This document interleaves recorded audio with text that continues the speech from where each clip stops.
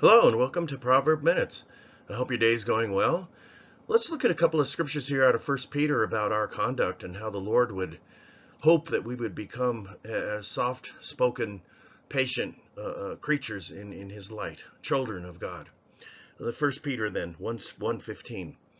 But as He who called you is holy, and that's our return to me and I will return to you, you also be holy in all your conduct. And isn't that a challenge for each and every one of us?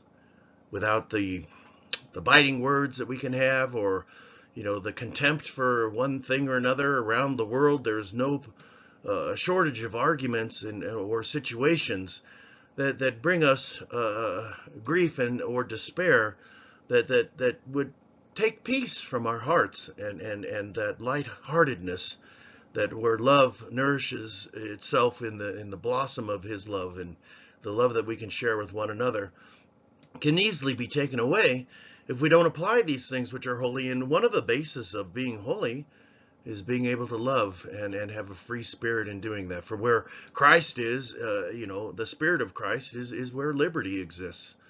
And so the freedom of ourselves is so important in that aspect of putting on holiness. And again, it says, in all your conduct.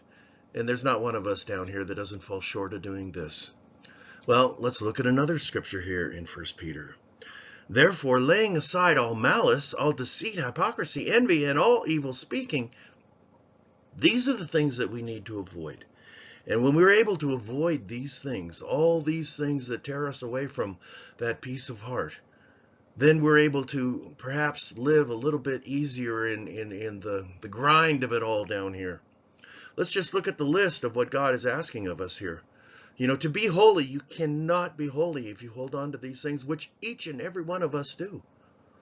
He's asked us to lay aside the malice, the contempt, the deceit, how easy it is to run with lies one way or another.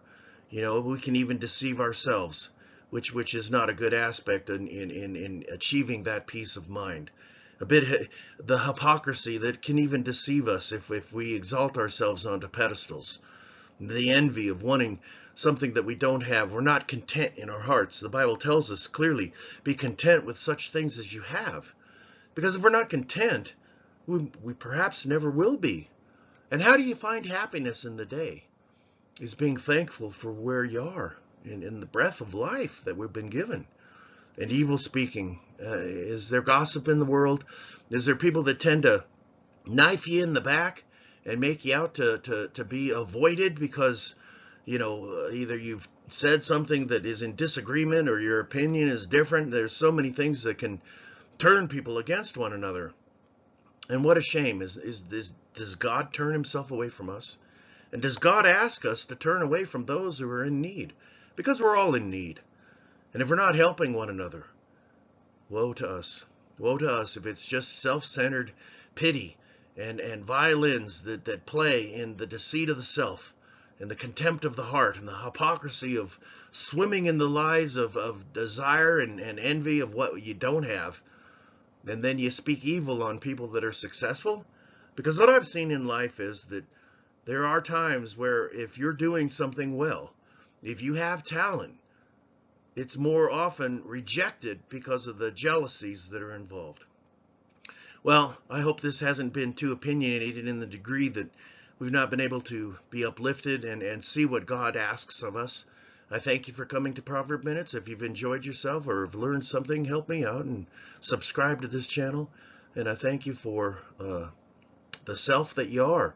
Let us all try to improve and climb that ladder of increasing our faith by studying the scriptures and finding out what God's will is for us. I thank you for coming. Again, have a great day. Go out and help someone. Thanks. Bye-bye. Into His light.